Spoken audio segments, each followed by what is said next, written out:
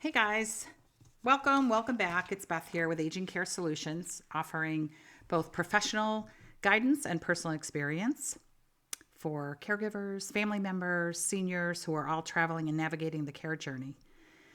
So, this is the second time I'm recording this. I just recorded 3 videos and my microphone wasn't turned on. So, I'm going to consider that a senior moment. Anyway, it's probably not cool that I'm going to be talking about memory impairment, but I am, just because this is near and dear to my heart, just as so many of these videos are. Because, when you live through this and you also work in that arena, and you have worked in that arena for almost 20 years, you come across all these different scenarios. So, talking about memory loss with a loved one, that's something that not only I personally had to do, I also had to advise families and, parents and adult children, and also spouses of people who were starting to notice that their loved one was exhibiting memory loss or doing things repetitively or forgetting things repetitively. So this can be a very emotional and very tricky subject to broach with family members or loved ones. So you're going to want to express your concern, but not doing it in an alarming way or some way that may embarrass or put somebody on the defense. It's this was not a one-time conversation for me with with my mother, because I lived at a distance, and she was highly functioning, and most people are. What I learned by doing research over the years as I was managing my parent with dementia was that there's moments of complete clarity, and then there's moments where there's real confusion. And the one thing that I did note was the things that my mother was most comfortable doing, driving back and forth to church or to the grocery store, and doing things that she'd been doing for decades, were the easiest. And you'll find that too until the very end.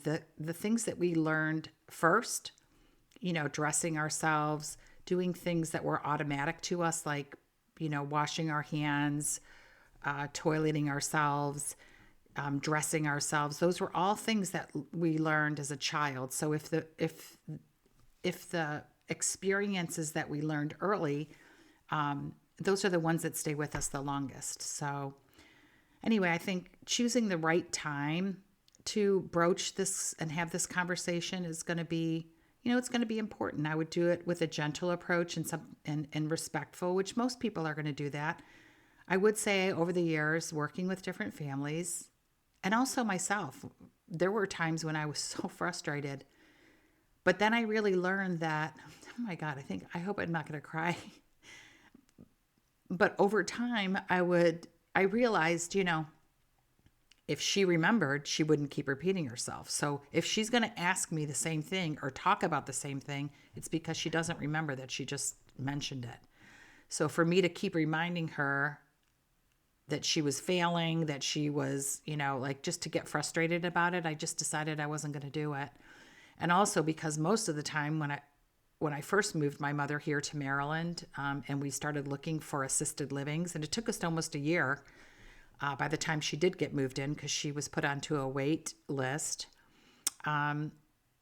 is that I had little kids, and I didn't really want them. I wanted them to understand patience and understand that not everybody's the same. And look at grandma, she's going to be, she could be repeating herself, but they didn't even notice. They loved her anyway. They didn't really care. They were just little, 4, 5, 6, 7-year-olds. They didn't at that point really care, my twins, but they accepted her for how she was. And that's really the one thing that I learned, is just true acceptance about what could be coming with this illness. So early on, I went to visit her. So she lived about 6 hours from me. And so I had planned to go up and visit. One of the first things that we did was we went to a doctor's visit so that we could get a scan of her brain, because I wanted to find out, like, what's going on here. Is there something that we missed? Could she have potentially had a stroke? Did she have, sometimes there's pressure in the brain from, an impending aneurysm or something like that. I thought maybe because my mother was super fit. The woman walked all the time. She probably walked a few miles a day. She played tennis regularly for 30 years. She was super active. She read like nobody I knew. She was an avid historian. There was just so many aspects of her that were very interesting, my mom. And she was so funny. She was, and she didn't lose a lot of these personality traits either, we still had fun until the very end. But it took 10 years, this dementia is one of the very slow, just like Alzheimer's, they call it the long goodbye, and it's aptly named for sure. So you know what, choosing the right time to start talking about this is I was calling her and just, how's everything going? And, I would talk to her almost every day. And if I couldn't reach her, of course, I would start to get upset and worried because she didn't have a cell phone. She did have a cell phone years before.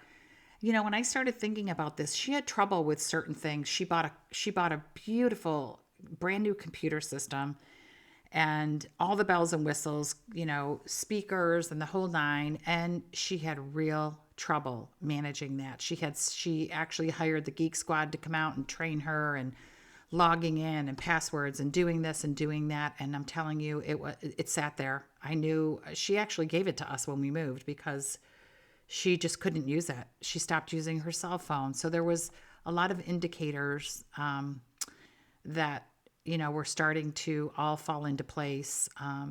So I just told her, I've noticed that, that you're becoming more forgetful and I am worried about you. And you live so far away that, I'm not even sure that, that this is actually happening, but I feel like, I'd be remiss if I didn't try to find out if there's something going on. So it's what we did. We set this appointment. We did find out. So, after I got home, the doctor did call me and he did say that there is some atrophy, in her frontal temporal brain. And, we can just track it and try to see if it's going to get worse. And over time it did get worse. So, and my job was really to keep her safe. And so I knew that long-term she wasn't going to be able to live by herself.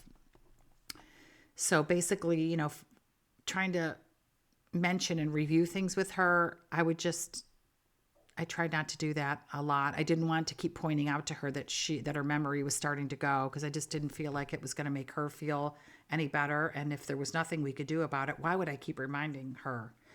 So my job was to reassure her, especially just saying, look, everybody has, as we all get older, our memories can become forgetful. And her big thing was lack of sleep. The woman had very difficult time sleeping for years off and on, and it was a real problem. And I know she was working with her doctor and trying to figure out like, why can't I sleep? What is my body lacking? And, so I know that was a real big problem for her. And I also believe that losing my brother and her husband within a very short amount of time, within 6 years, my brother died and my dad died.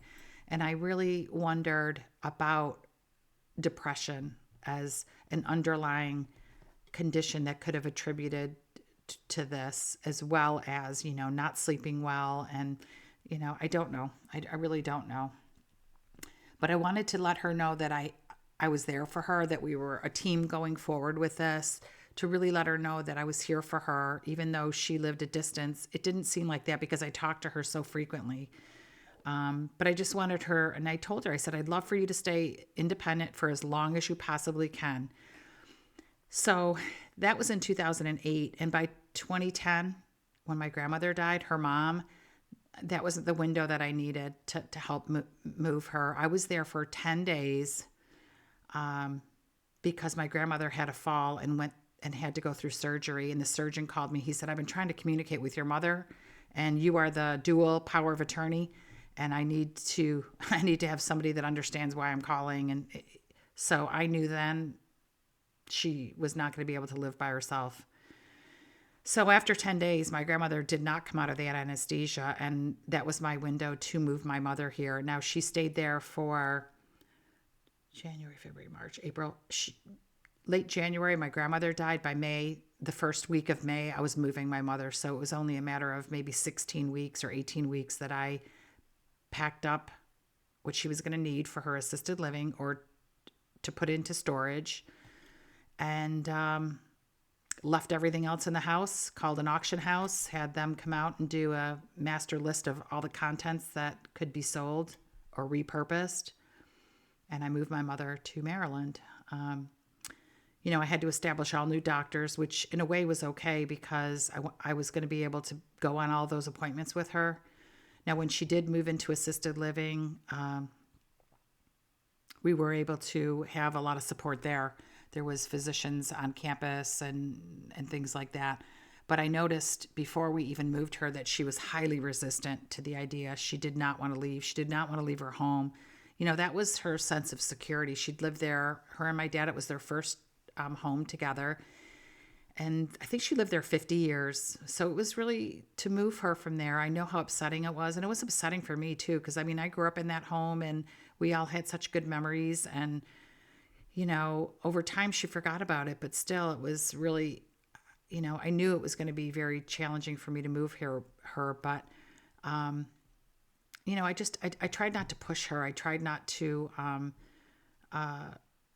make things uncomfortable for her, but I kept painting a picture of how much nicer it's going to be to have her here. She could help me with the kids. She loved my little kids my twins when they were born, and she was, really happy to be around them. And she just kind of became my third kid there.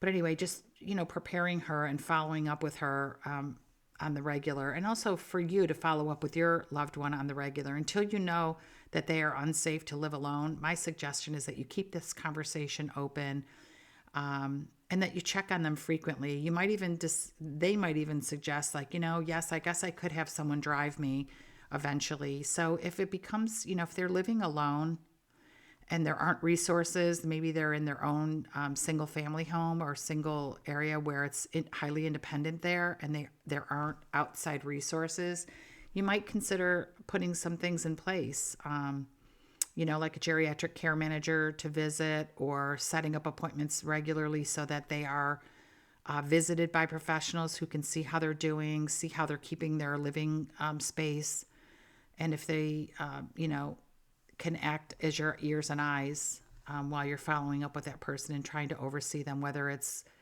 closely or whether you're managing remotely. There'll come a time when that person is not going to be able to, live alone unless they have a team of people helping them, or they have some people helping them in person. So anyway, I hope this was helpful. I'm sorry. I think my first video about this was better, but going through my notes and just noting the different things that I recall about how unfolding and having conversations about memory loss, it just evolved over time. And as things progressed over the years, it was never even a subject. It didn't even matter to me. If there were times when she became notably upset and wanted to know why she couldn't go home, that happened a few times. It happened a few times, especially after my grandmother died, because she was grieving another death in the family. And it was, that was her whole sole focus for staying home, was that she was still caring for her mom. But yet she was, struggling with this memory lapse and loss, and didn't even realize it. So, but I think I mentioned this in a couple of my other videos. One of the things that I did do was I got letters, just brief letters from her doctors, the family doctor and her attorney, that just stated that, out of safety and concern, we would recommend that you do not live alone, And my mother loved to donate. When I switched her mail, when I put her forward and all of her mail was coming to my house, so there's that, where that person can be very vulnerable and become victimized or, taken advantage of. So there's a lot of worry when someone that you love is starting to lose their memory, and you know what? They need us. And that's really what it comes down to. And we would all want that if that were to happen to us too. So, anyway, I hope this was helpful for you and your family. And if you're struggling through this, I'm sending you all my love, and hope that you found some information that would be helpful.